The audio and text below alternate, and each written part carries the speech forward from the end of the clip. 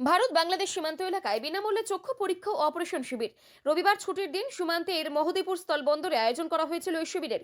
Mohadipur export অ্যাসোসিয়েশনের উদ্যোগে প্রতি বছর এই কর্মসূচির আয়োজন করা হয়। এই বছরও তার কোনো ব্যতিক্রম হয়নি। এদিন ওই শিবিরে 5 শতাধিক গ্রামবাসী এবং সীমান্ত এলাকার লরি চালক ও খালাসিরা অংশ নিয়েছিল। উপস্থিত ছিলেন জেলা শাসক প্রীতি গোয়েল, মালদা জেলা পরিষদের সভাধিপতি লিপিকা বর্মন ঘোষ, কাস্টমস দপ্তরের আধিকারিক এবং ওই শিবিরের অন্যতম উদ্যোক্তা তথা সংগঠনের সম্পাদক প্রসেনজিৎ ঘোষ।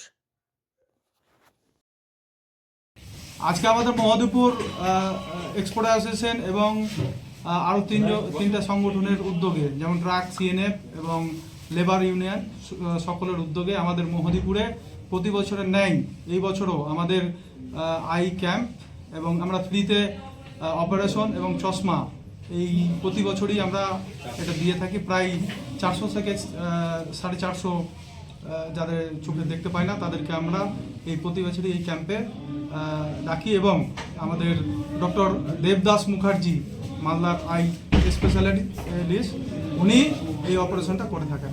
কে এসেছিলেন আজকে? আজকে আমাদের মাঝে উপস্থিত ছিলেন আমাদের ডিএম প্রীতি গোয়েল ম্যাডাম এবং সভাধিপতি, এবং আমাদের ওয়াল এক্সপোর্টার্স অ্যাসোসিয়েশন এবং সংগঠনের প্রত্যেকটা সংগঠনের প্রতিনিধিরা আজকে এই অনুষ্ঠানে উপস্থিত ছিলেন। আজকে মহদীপুর এক্সপোর্ট অ্যাসোসিয়েশনের পক্ষ থেকে চক্ষু পরীক্ষা এবং অপারেশন শিবিরের আয়োজন করা হয়েছিল প্রতি বছরের ন্যায়।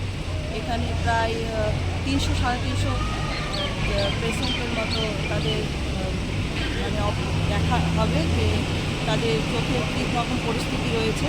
তো মহদীপুর এক্সপোর্ট অ্যাসোসিয়েশনকে অসংখ্য ধন্যবাদ জানাবো যে ওনারা এরকম বিভিন্ন সামাজিক সেবামূলক কাজের সাথে ওনারা যুক্ত রয়েছে। আগামী দিনের জন্য ওনারা আরও এরকম কাজ করতে থাকে, তার জন্য ওনাদের সাধুবাদ জানাই।